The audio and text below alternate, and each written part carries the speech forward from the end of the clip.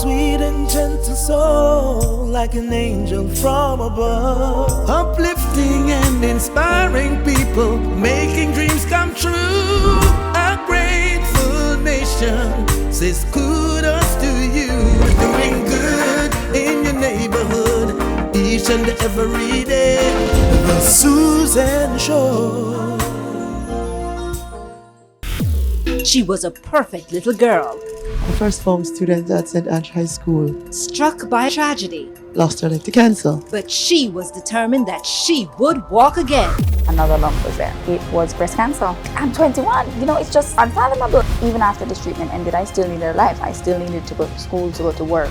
Your faith has got to be anchored in God. It's a part of life. You have to accept it and move on.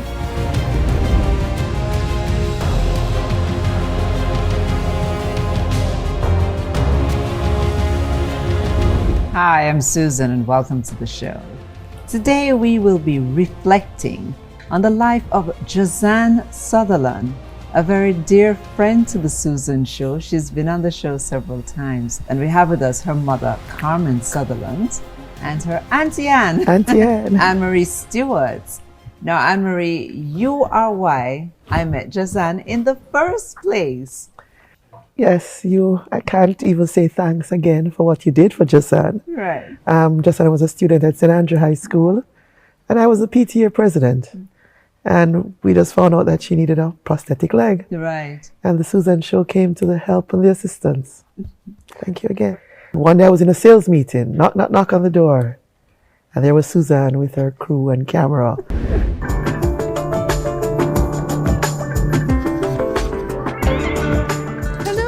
Good morning. How are you? I'm Susan, and I'm here to see this lady. You called me yesterday. I did. About what? About Josan Sutherland.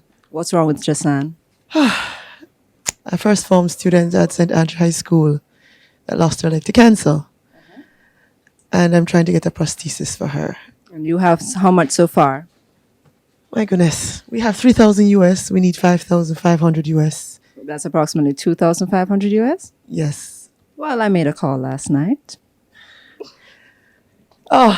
Let's hear the heartbeat. Yeah, you need to hear the heartbeat. And we got the full $2,500 from... So Anne-Marie made a call to Josan's mom, and we were on our way to meet this young lady.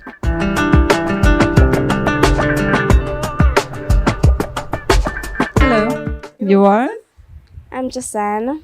I'm Susan. Nice to meet you. Who called my office? I did. You called. And what did you tell my assistant? Well, I told her that I had a surgery in February and I'm a below-knee amputee, and my mother found a specialist abroad to get that could fund the that could make the prosthesis for me, and that we needed some assistance getting the money. And we're asking for assistance. Why did you think that we could help? Because we helped a lot of other people that were really in need. Okay, well, did you think we'd help this quickly? Nope. The lady told me you were going to call me because I didn't give you my address. So I'd say you wouldn't go around Portmore searching out for me. Maybe I would. No, but you'd have to call first to get the address. So. But we have other ways of contact. We're hearing you. We didn't get it from you. I know. You got it from her. Tell me who that lady is. That's Auntie Anne-Marie. And who is Auntie Anne-Marie? She's a classmate of mine. She's her mother. Yeah, she's a friend. So tell me what's wrong with Josan now. Nothing really. Just that I have one leg and I'm planning to go back to school September. I hit my foot in the swimming pool while swimming at school. What school was this? St. Andrew High School for girls. How long ago was that? Well, I hit my foot in about November and it started swelling. And after that, I went to some club meetings, and while I was coming down the stairs, I twisted the same ankle. I went to the doctor. I got an x-ray and they said that I had osteosarcoma, form of cancer in my ankle. And then I went up and they said the best thing to do was an amputation. So I had no choice. And you said it was a form of cancer. It's now gone?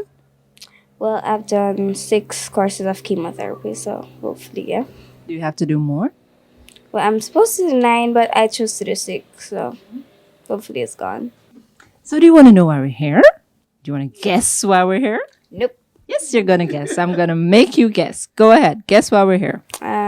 Help with some money or something. Maybe, yeah, some money. That everybody likes to get some money, right? Yeah. How about if you got all the money you needed? That'd be very nice. That'd be very, very good. Very, very good. We told Auntie Anne-Marie this morning that you actually got all the money you needed. We did? That's really good. Yes, we did. So you'll be flying off soon to Miami to get... My foot. Well, since you put it that way, your prosthesis fitted. Yes. How would you like to walk into St. Andrew in September? That would be so good. That would be so good. That would be a relief. Well, we're going to make that wish come true. Thank you very much. Thank you. Thank you. You're most welcome. What do you want to say to Auntie Anne-Marie over there? Thank you very much for helping me out. And you've been a friend for for a long, long time. And I really, really want to thank you. Since her leg was amputated in February, I've been getting chemotherapy and going to school on and off. Yeah, summer school. How do you spend the days? Normally, well, I do wake up in the morning, watch TV, you eat, you do a little work, you read a book or two. And that's it. That's all you do for the day. How do you really feel about your leg being amputated? Well, I don't really feel anyway. You know, it's a part of life. You have to accept it and move on. So I'm quite fine. It's gone, so I have to move on now. You're a brave young girl. Something else. Thank you very much. I've never met anyone like you, actually. Me, I know. So what do you like doing? Swimming. I can't swim, but I was learning to swim. And I want to go back to that, yeah. Do they say you could do this with your new leg? Yeah. Yeah, I can do that. And that's all the things. Yeah. I always want to become a doctor. Always wanted to help people. Yeah. Because when I was up there, a lady came to me and she said that she had her leg amputated after an accident. And she said before she had the accident, she wanted to become a doctor and all this and a teacher. But then after the accident, she said she wanted to become a physical therapist because she says, who better to deal with an amputee than an amputee herself? So, you know, I can help other children just like me that lost a leg or a limb or probably 2. So that's why I want to become a doctor. Josan decided to share the good news with her mother. You remember Susan that Josan called? Yeah, she told me she called her 2 evenings ago. Right. Well, I called her yesterday as well. Okay. Yes, I did. And I told her exactly what he told me about Josan calling her. And she went to Chambers and Henry. And they are going to be putting up the balance, $2,500 US. Oh, no! Oh, yes. Oh, yes. I'm really happy for her because every day I say to her, Josan, I don't think you miss your leg half as much as I miss it for you. Yes, because sometimes I send her out and say, Josan, go and get so-and-so. She said, Mother, I am the one with one leg. Thanks for coming around and doing what you are doing. And so Josan went off to Miami to get her prosthetic leg. It was now time to enter second form at St. Andrew High School for Girls.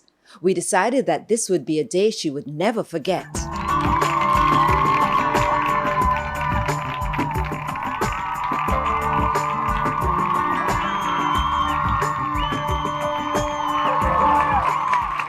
Throwing me off balance. It's kind of. Throwing me off balance. Okay, I'm sure you get used to it around 2 weeks or so. Yeah. The sneakers are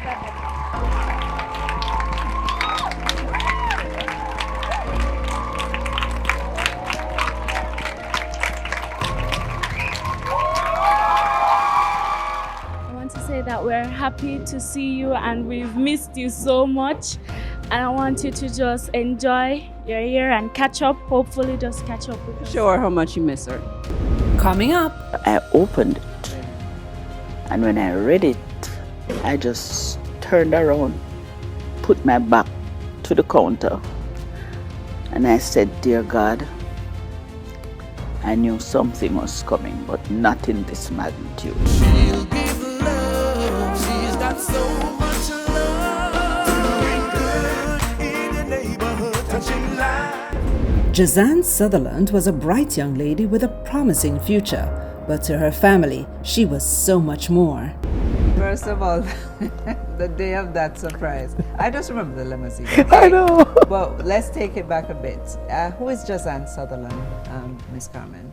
She's my youngest daughter. We knew her at a certain age, but you're her mommy. Tell us about when she was born. What's her birth date? Her birth date, Yes. the 28th of August, 1992. And I remember I have 3 children, she being the smallest in weight and size. Okay. And she was in the nursery and pediatrician, which was then Dr. Palomina Lou. Yes. Ooh. I did not know it was Josan's crying, but I heard this baby like she was going to raise the roof. She's louder than everybody else inside. And when Dr. Palomina came in, she said, Mrs. Sutherland, that's your baby. And this one seems as though she's going to be raising the roof. And she did. Because she was pediatrician for All of your former children. Right. Yes. And she said, boy, this little one, tiniest, but she was a powerhouse, but she was a darling. Yes. Determined. And very determined, very opinionated, Tell me about it. loving. She was an awesome child. So what kind of trouble she used to get herself into now? To be honest, she didn't get herself in much trouble, or even if she Or got mischief. herself in trouble, the other 2 would Back her pay up. for it. No, they would pay for it. How? Because I would say, You you were the 2 big are the ones. older ones, and she's swallowing you. Yes. But to be honest, she didn't follow. She was the She troublemaker. led. I remember She was too once. cute. Yes, I remember once when something had happened, and I said, "You all love to follow people." And her older sister said, "Mommy, you don't know your children." And she just said, "You don't have followers. You have 3 trendsetters." So I said, "I beg your pardon." That would really shut you up, right? How did you know the family, Anne-Marie? So my daughter also shares the birthday of August 28th, and they were in the same class. Carmen and I are just one day apart as well. Oh, wow. April 24th, April 25th. Wow. And I met Josan because she had dropped out of school because she had done the amputation on her leg. Right. And when I heard, you know, I just started doing my thing. What can I say?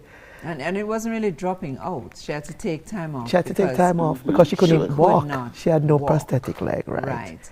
But before that, she had been diagnosed. Yes, What age was she? 11. She had just Started high school. gotten her GSAT, and she was at Andrews. And she went in the swimming pool. She loves Love swimming. water. And when she came home, she said she hit her ankle in the pool. And I said, let me see. She said it wasn't hurting or anything. Anyway, after a few times at PE, Yes. she complained for pain. Anyway, the long and the short is she had the x-ray done. She's 11. Yes, her sister was laughing at her when she was looking in the directory the night to say, where are you going to call now? She said, you're stupid. I'm looking for the number and I'll call tomorrow. Yes. And I'm going to tell them what date I can come because I have Classes. class exam. So she made her appointment. Yes. I can remember distinctly it was at third Wednesday in January. And she called me. I was at a meeting. And I answered and I said, Josan, I'm in a meeting. Don't call me now. She said, don't call you now? Well, okay. When you come, you will see.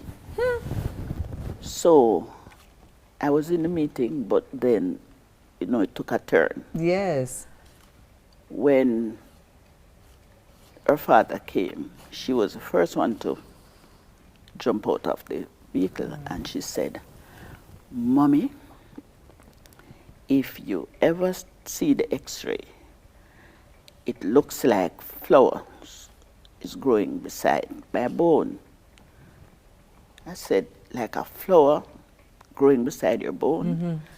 So I thought she saw the film after it was done. So when we got home, I said, did you get a report? She said, yes. I said, bring it to me. And she brought it. And I was about to open it, and she said, Mommy, don't dare open it. It's addressed to the doctor. Okay, then. However, I opened it. Yes. And when I read it, I just turned around, put my back to the counter, and I said, Dear God, I knew something was coming, but not in this magnitude. So she came down, and when she came down, she said to me, Mommy, you open it. You open it. What it said. But I would not tell. So she didn't know No. at this point what it said? No. I did not tell her the diagnosis because I know she was going to look it up. And all the Google meanings. so I said to her, Josan, it seems as though you have a tumor. She said, what does that mean? And I explained to her. She said, so what? I said, I do not know the modality of the treatment, but the worst possible thing that may happen is that you may lose your leg. Before that, I said to her, if I tell you something, would you believe me?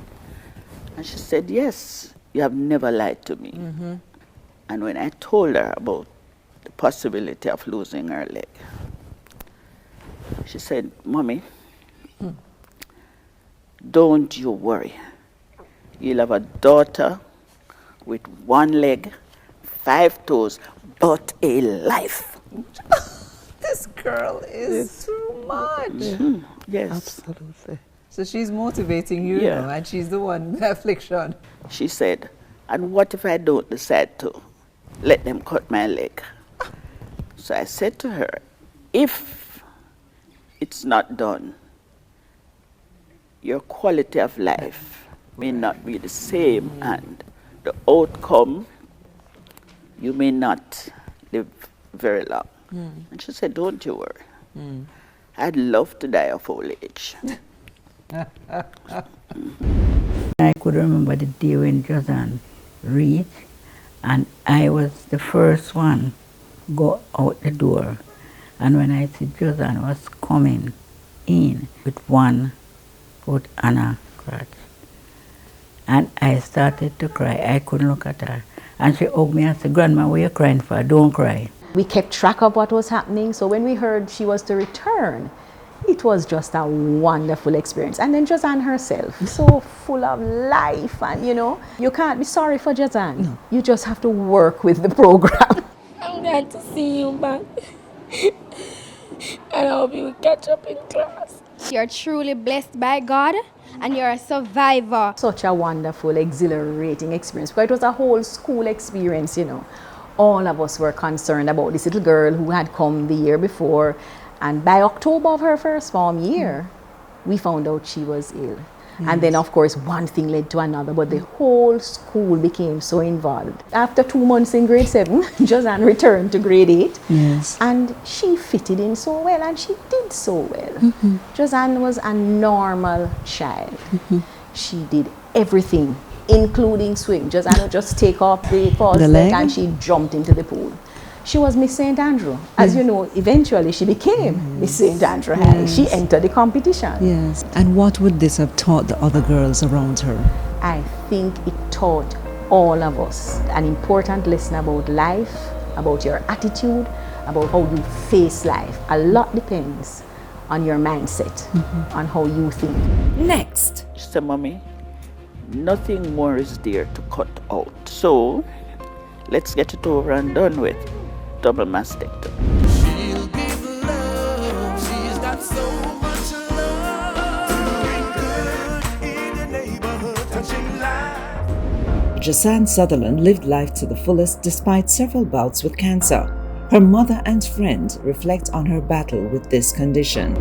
That was an awesome episode for us because Jamaica just embraced this little girl. That, you know, they just fell in love with you. I was shocked because even after like I, went out and about, and even now, 8 years later, people still come up to me and they're like, "Oh my God, your face looks familiar." With hair, no hair. They're like, "Your face looks familiar. I know you." And it's like, Susan, yes. I'm like, Wow. okay. After that, I had interactions with her a number of times because she needed to change the leg.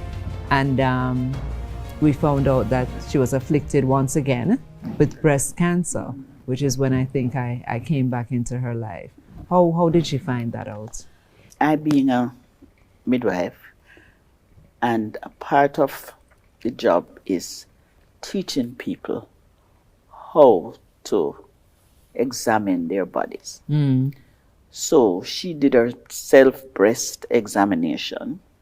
She found a lump, and for persons who know Josan, if something is there that should not be there today, if possible, it is to be removed tomorrow. Tomorrow, as in Tuesday, Wednesday morning. Right.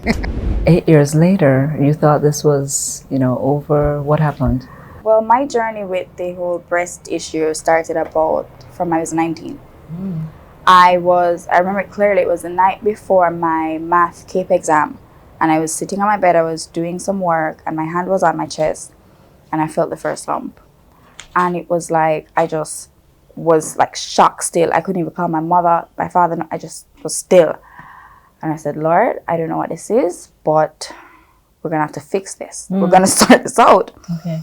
And so we went ahead and removed the first lump, and at that time it was a fibroadenoma, fibrous mass, so it wasn't anything. But my doctor said, "Given your history, if you feel the next one, come, let's get at it again." A year later, I was in second year UE, another lump was there in the other breast. And so at that time I was like, okay, it's gonna be a fibrous mass. My doctor told me to expect this. So we went and we removed it, and he said for the most part it was harmless, but there were some suspicious cells. So I said, "Josan, no, definitely you need to be doing a self-examination. If you feel anything, come ASAP." So I went on, we had removed that one, everything was going fine. Third year of UE comes. There's the next lump right there again. Seriously? Yeah, so this is the anniversary of each one. There's another one. Like every year it kept coming back. I think it was before her father died. And she told both of us, and he said to her, "I don't think anything wrong, man." But then I think after he died and everything, with all the stress of everything, she started telling me now that, "Mommy, we need to have it out as quickly as possible." That's the second one. That's the second. I think it had a toll on everybody since her father's death. In the mornings, it's not good time for her. Like early morning, like when she would normally get ready for school, because she would always go to him and she said, "Come, Daddy, money now, money now." And they have the little Play. yes, chat and thing, and he would always say to her, anytime people give you them money and say bring back change, I don't see her until the next day. She said, "Come, Daddy, come." The third one was not harmless. It was breast cancer. At this time I was 21, and here I was sitting in my doctor's office, and he said, "Josan, it's a lot more serious than we thought, and you need to start preparing yourself, thinking what you want to do." And the only thing on my mind is like, I'm almost out of UA. I have exams, I have research, I have things to do. I'm 21. You know, it's just unfathomable. What does it mean for a young lady, 21 years old, just finishing up college, ready to face the rest of the world, already had one major trauma in her life? The normal thing is usually patients deny that this is happening to them. That's the very first thing that you see in most patients. So, then once they go through that phase of denial and slowly accept it, then they get angry and say, why did it happen to me? Right. What did I do wrong? Why there's, nobody else has this problem in my family. Why should I? No matter the situation, she won't give up. She'll never give up. And I just admire that so much about her. That one time I saw her angry. I've never seen that anger again. She had forgotten that she had lost the leg. So you still have your balance initially. So she got up and she stood up, forgetting that there was no leg on the right. And she was very angry and she said, "Why me? Why me? I am trying to serve the Lord. I am doing all I know." And I said to her, "You're asking why me? Then the Lord will say, why not you?" When I heard, to be honest, I was distressed. But when I called Josan, I was encouraged because I'm calling her to say, "Josan, I heard what is happening." And yes, she shared all the hardships. She did, because she's also a very transparent person. Yes. So Josan will tell you exactly how it is. So I knew it was hard, all the treatment, all of that. But it was not somebody who had given up at all. One would have thought that she would have been sorry for herself. Why did it have to happen again? I remember I left the doctor's office and mommy, when I was walking out, mommy hugged me and she's like, "Don't be fearful. We went through the last one and we're going to get through this one. We're going to pray and we're going to come together and we're going to do it." You got through one cancer at the age of 12. Right. And to be like, almost 10 years later, a second one on top of it. And then for it to, to be affecting your breast, something that is so, key to who you are as a woman, it was like it total blindsided me. Hearing this news at 21, being shocked and seeing that, I wanted to come out ahead of this disease, I jumped on board with the idea of the double mastectomy. She said, "Mommy, nothing more is there to cut out and to leave. So let's get it over and done with." There you go. I thought she was going to do mastectomy on one. She said, "I'm not going to be going through this and again." So double mastectomy. She got to the doctor's office before I did because I was at work. And when I got there, Dr. Which knew us well said, "Mommy, I didn't want to say anything until you get here." And after he told her, while he was talking, she kept on.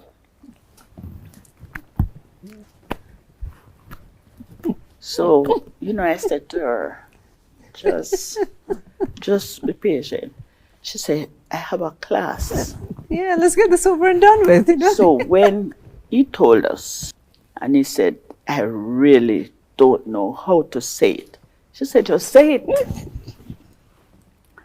And after he said it, she just said, "Well, we can arrange for the date for surgery. And Doc, it's going to be double mastectomy." Yes. And he said to her, "How do you reach there?" And then she just got up and she said, "Doc, I have to leave. I have a class." I think what feared me most was chemo, more so than the surgeries. Honest to God, that's what feared me most. That's what I was scared of most, the chemo versus the surgeries. And I mean, I had spoken with my plastic surgeon and I knew that, at the age of 21, you have the options of, reconstruction, surgery, implants. So it's not as scary as it sounds. And, we had already discussed that if we were going to remove both breasts, we would just replace them with implants. And she turned to me and she said, "Mommy, don't you worry. The same God who saw me through the leg is the same God on the throne, the same God Amen. we speak about, the Amen. same God we have experienced. So, I'll see you later. And she just ran out of the office, left me sitting there as though I was the one. Got a class. Yeah, exactly. Let's get on with life. When we come back, She carried on her dreams. No matter what is afflicting you, you can still pursue your dreams. And she did become a physiotherapist. She'll give love. She's got so much love. Good in the neighborhood, touching lives. Josan Sutherland refused to let her health challenges define her, and she took radical steps to deal with them. I got diagnosed in, I think it was the end of October, early November last year. And my doctor said to me, we want to do the surgery like next week. And I looked at him and I said, no, I have exams until December 19th. I can't do any surgery before then. And he's like, what? No, Josan, you have breast cancer. Aren't you not getting this? And I said, are you not getting the fact that I'm in third year and I need to leave you in?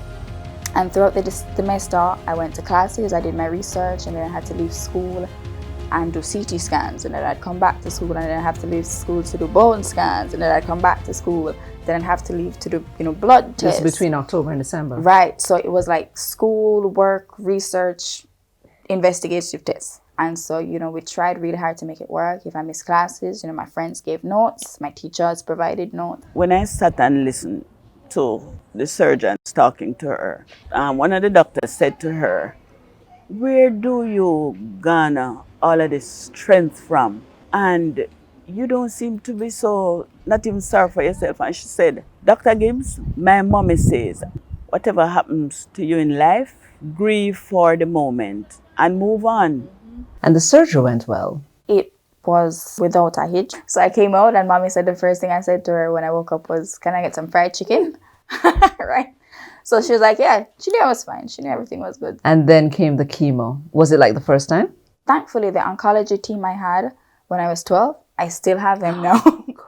But the side effects, and the symptoms, roughly the same. The hair loss, the nausea, the vomiting, the pain, the fatigue, the insomnia, and sometimes, stuff like that. Now for a 22-year-old, physical beauty is what it's pretty much about in this world. I'm not saying for you, for a 20-year-old. I must say it was a little bit harder, especially because when my chemotherapy finished, it was May, so you're getting ready to start summer. You're wearing your bikinis, you're wearing your short tops, and, you're whatever, and you're going out. And for me to be venturing out with a bald head, no eyebrows, and, breasts that are kind of still healing, and the chemotherapy had its way on me, so I had like breakouts all over my skin and stuff like that. For me to be going out like that, it was definitely a bit scary, I would say. But at the same time, I had made the decision that this body is my body, and it is doing the best it can for me. It's helping me survive, it's helping me to live. And so I'm not going out with the mindset of being ashamed of it. I go out loving it. And so if you come into my space and you are going to make me feel ashamed of my body, then I'm sorry, but you'd not be invited into my space, into my life anymore, And so I went up with that mindset. She was all about life, living, loving people. Throughout her sojourn, she was able to share her experiences in the media all over the place with others. An advocate for cancer, you have to say, because she had several different ones, and for one so young. She became a physiotherapist to also help. When you interviewed her, she said she wanted to be a physio to help others who had lost their limbs. Yes. And I think she did so well. No matter what is afflicting you, you can still pursue your dreams. Before graduation, she said she would love to graduate with first class honors. When the breast cancer, she told her sister, she said, all I just want to do now is to graduate. But she did graduate with first class honors. She went on to get Shevenin scholarship. She got it twice. Oh, wow. She didn't take it the first time because of the breast cancer. breast. And then she got it back after. Wow. And went to England and completed her master's. And then she started practicing? She was given some extra time because she was ill Mm. while she was in England. Right. And I went up to assist her, and you would think Josan was assisting me. She wasn't supposed to use the right arm to open doors or push anything. Yeah. And when she opened the door, and I said to her, Josan, she said, Mommy, just be quiet. Oh. When she was in England, she was a picture freak. If she's cooking, pictures come, videos. But that 6 weeks that I spent, it was a grand. Wow. When was that? In November of 2021. Right. And I came back in December. But she took me everywhere. Mm. I've never done so much walking. Walking. All my It is a life lot of walking. until when I got to England. You got fit. And she took me to Scotland. Mm. It was a wonderful, Beautiful. wonderful time. Beautiful. And when we came back, the bonding got even greater. Wow. But you're glad you got to spend that time with her? Absolutely. I left work in March, and she said, Mommy, are you going back to work? I said, no. And in April, she hosted a function for me. Even now, when I think of it, I said, I wonder if she really knew she was going to be around. Mm. But I'm so, so happy. Yes, for the time we spent together. Mm-hmm. Even though her grandmother says she cannot believe that she's gone. Yes. Just physically We can't forget not her. there, but I don't think anybody who has watched the Susan show since the start will never forget Josan. Never, never forget her. What do you think accounts for that strength that she has? Where did she get it from? Firstly, God. She's very spiritual. She Mhm. loves God dearly. I really believe it comes from her family. Her mom and aunt, her sister, they're such strong individuals. They try to handle every situation in a calm mood. There is power in prayer and there's power in numbers. And I tell them, even if you knew of my situation and you weren't able to call or come visit me or bring something, once you call my name in prayer, that's it. And that is more than enough for me. And so I'm grateful, for everything they have done for me. And even the ones who might not have chipped in to help me, but my story might have led them to help someone else. Right. I am grateful that, they gave the help to someone else who needed it at that time. And so, I just, tell them thanks. Coming up. When I came after she had passed and went to the funeral home, I said, God, you did not answer my prayer. You answered Josan's prayer because that was your will. She'll give love. She's got so much love. Doing good in the neighborhood, touching lives. Josan Sutherland spent her young life fighting cancer. Here's how she handled it. From the onset, from I heard about diagnosis, I was planning things to do. I was planning ways to make this fun. And I called my friends and they jumped on board. A lot of the events I held, they came out and they were like, we're here. Okay, so take us to those few days before her passing now. Actually, she wasn't ill in bed that you could say you're looking for I death. can't picture that, so. Actually, when she passed, I was not here. For those few days, but she had some pains before. Yes. She did everything. She did her physiotherapy, doctors, medication, and everything. And I remember the Sunday night, she called me and she said, where can I find a thermometer? It was a video call, but when I could see the monitor that all the signs were going. And I said, Josan. She opened her eye and she looked up at the phone. And I said, remember, Mommy loves you. And remember, God loves you. And God is with you even now because He's walking you through all of this that you're going through. She said, yes. And her sister said to her, Josie. She gave her a thumbs up. Right. My mother was there, and my mother was a bit scared, and she said, she gone. Tell me the truth, don't lie to me. Because she was just so quiet. And I watched her, she just put her hand over, held her grandmother. She said, Grandma, remember, I love you. And that was it. That was it. She just closed her eyes like she was going to sleep because she kept on saying, God, you know I need rest. She said, Wow. Dear God, I cannot exist without rest. So take the pain and give me rest. And when I came the morning after she had passed and went to the funeral home and saw Josan, I think if I had shed a tear then, I would have grieved God. When I looked at her, she looked so peaceful. My God. Like when you're in some good sleep. Slumber. And I said, God, you did not answer my prayer. Yes, you answered hers. You answered Josan's prayer because that was your will. Where were you, Anne-Marie? Where was I? I think I was in Orlando when I got the call. And I called you same time. So we were both off island. And when I heard, devastated. Because we've kept in touch. Always. Always. You lost your other daughter. Yep.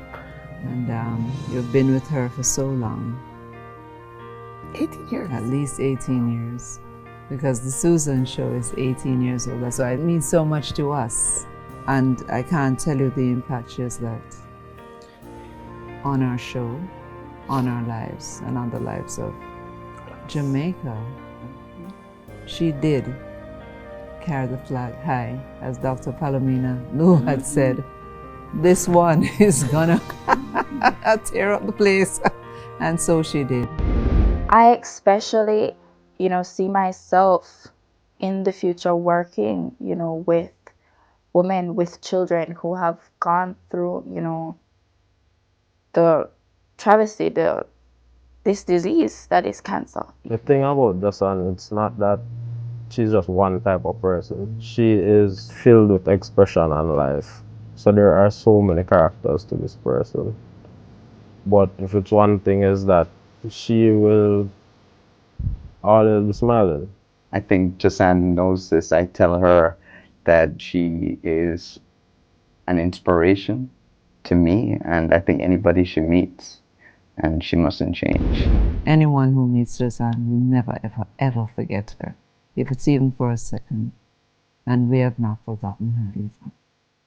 And that's why we want to memorialize her by sharing this episode and remembering her, so that her legacy will live on.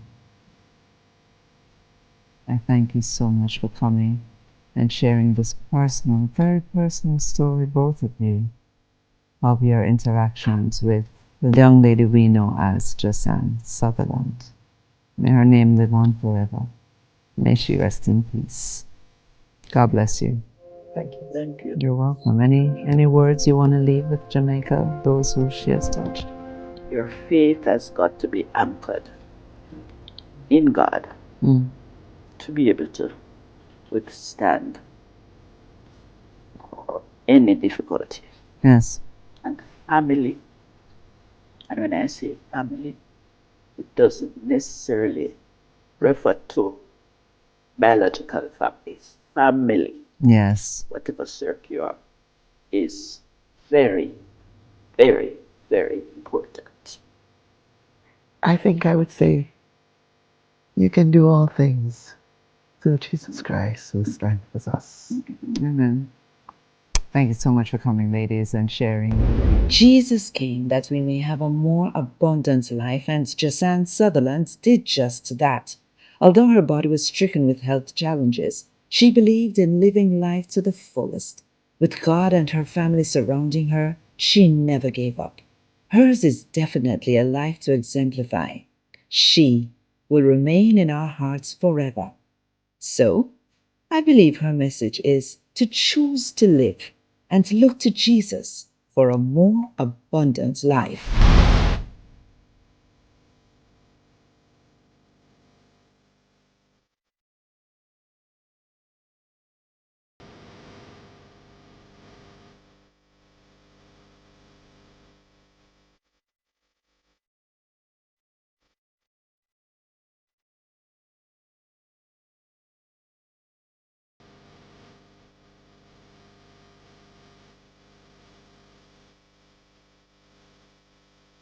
Remember to keep doing good in your neighborhood.